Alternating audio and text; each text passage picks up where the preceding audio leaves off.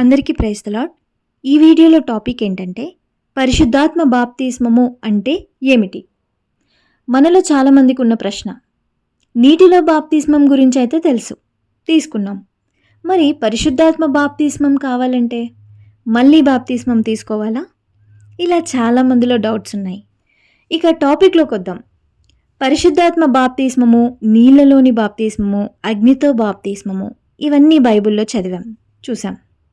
అయితే వీటికంటే ముందు అసలు బాప్తిస్మము అనే పదము ఎలా వచ్చింది, ఎందుకు ఉపయోగించారో చూద్దాం. అయితే బాప్తిస్మము అనే మాట గ్రీకు మాట, తెలుగు మాట కాదు. గ్రీకు భాషలో బాప్తిస్మంని బ్యాప్తిజో అని అనేవారు. బ్యాప్తిజో అంటే అర్థం పూర్తిగా మునిగిపోవడం. మరి ఈ బ్యాప్తిజోని ఏ ప్రక్రియకు ఉపయోగించేవాళ్ళో చూద్దాం. మొదటి శతాబ్దంలోని గ్రీకు కల్చర్ని బట్టి, వారి యొక్క పద్ధతుల ప్రకారం ఏదైనా ఒక వస్తువును, అంటే ఉదాహరణకు కుండ లేదా ఏదైనా ఒక వస్త్రం, వీటి యొక్క రంగు గుర్తింపులను మార్చాలంటే వేరొక రంగు నీళ్ళలో ముంచడం లేదా పాత వాటికి కొత్త స్థితి తేవడం కోసం పూత పూయడం లాంటి ప్రక్రియలు ఉండేవి.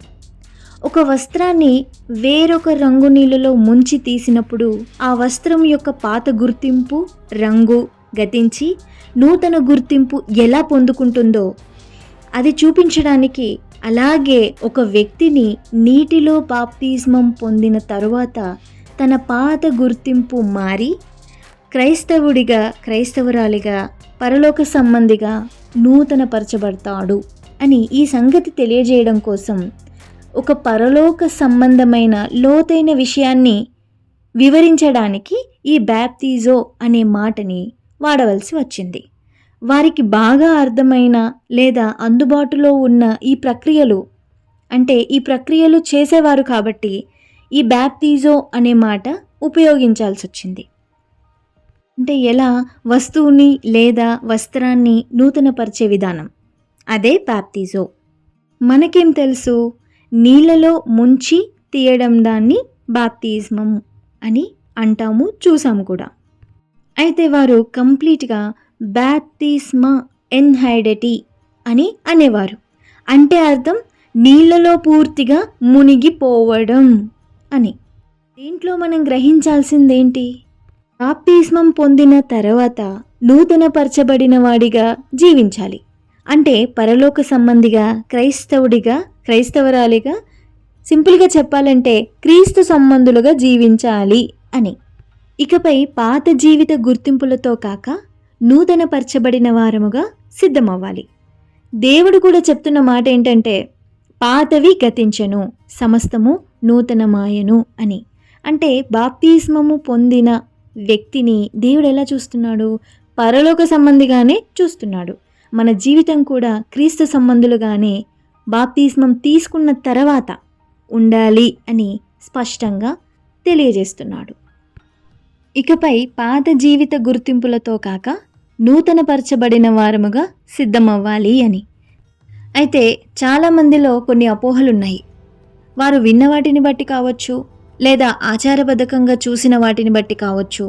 అవేంటంటే బాప్తిస్మం తీసుకుంటే అప్పులు పోతాయి, పట్టిన దయ్యాలు వదులుతాయి, బాప్తిస్మం తీసుకుంటే పెళ్లి జరుగుతుంది, రోగాలు పోతాయి, జాబ్ వస్తుంది. ఇలా చాలా అపోహల్లో, అత్యాశలలో బ్రతుకుతున్న వారున్నారు. సాంప్రదాయబద్ధకంగా బాప్తిస్మం తీసుకునేవారు కూడా ఉన్నారు. అయితే బాప్తిస్మం తీసుకుంటే ప్రాబ్లమ్స్ క్లియర్ అవుతాయి, జాబ్స్ వస్తాయి, రోగాలు పోతాయి అని ఎవరైనా చెప్తున్నట్లయితే జాగ్రత్తగా గ్రహించండి. బైబిల్ మాత్రం అలా చెప్పట్లేదు.